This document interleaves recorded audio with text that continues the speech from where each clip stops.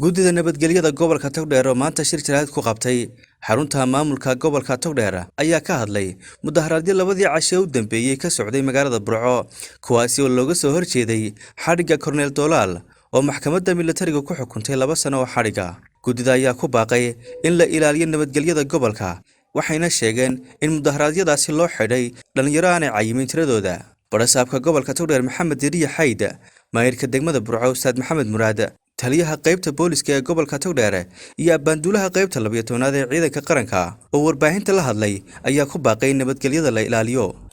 waxaanu halkan ka hadlaynaa waa baaq aan u soo jeedinayno dadweynaha gobolka Togdheer ku nool oo bisha 12keedii iyo xalay oo ay iska dambeeyeen 2 mudaharaad oo la sameeyay. waxaanu ugu baaqaynaa in dadweynuhu nagala qayb qaataan nabadgelyada guud ee gobolka, nagala qayb qaataan inaan taayir la gubin, nagala qayb qaataan inaan gaadiid la jabin. kulla guddi nabadgelyo ahaan waxaanu diyaar u nahay awalan cid ka soo wax tabanaysa oo ka tabanaysa xukuumaddii maadaama aanu wakiil u nahay ayadoon dhagaxna la turin taayir la gubin loo yimaado la yiraahdo waxa aynkaas tabashadaas jirta. waxaanu diyaar u nahay cid imika xidhan, waxaanu diyaar u nahay inaanu isaga nimaadno duqeytidii cid walba oo hawshoodii wax ka qabanno, laakiin ay ka horeyso marka hore nabadgelyada gobolka in mataqaana meel looga soo jeesto. muwaadiniinta ama madaxda qaranka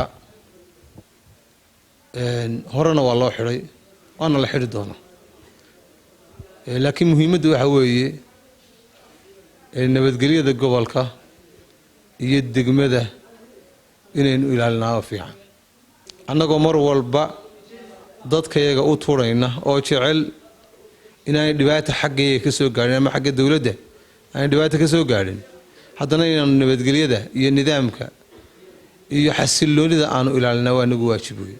sharcan wa xisan bay noogu waajibtahay. waxaan ku celcelinaynaa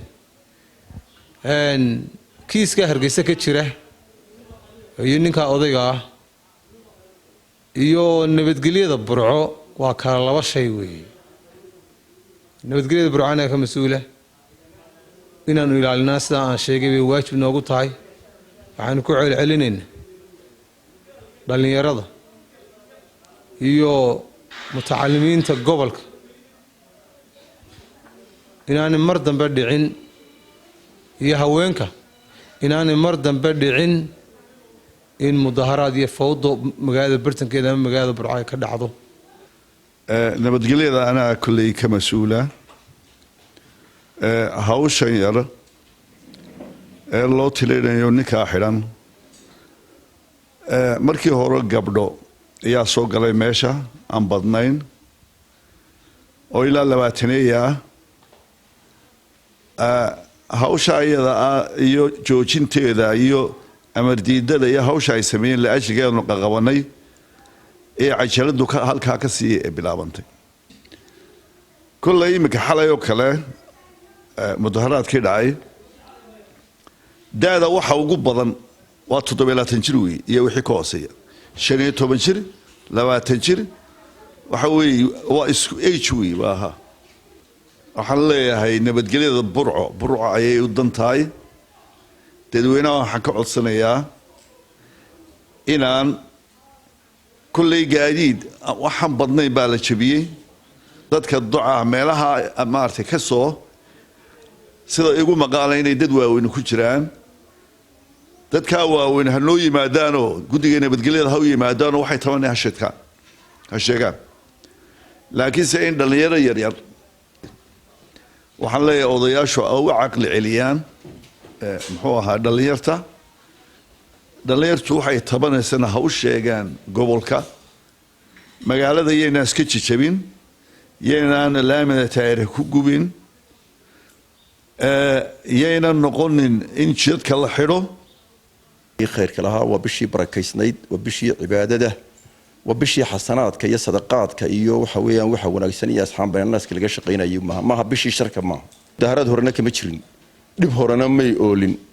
ninkaas sarkaalka ah ee korneylka ah ee militariga ah jaamac maxamuud aadan doolaal arrintiisii ayay ka kacday xadhigga doolaal la dhagax waxba ka tari maayo iyo ciidanka oo la laayo iyo baabuurtoo la jajabiyo iyo guryahoo la jajabiyo waxba ka tari maayo dariiq loo maraabay leedahay waxa weeyaan shakhsiyaadka la xidhay ayuunbuu ka mid yahay reer Somaliland waana wax dhow meel kalena muu tagan Somaliland lagama saarin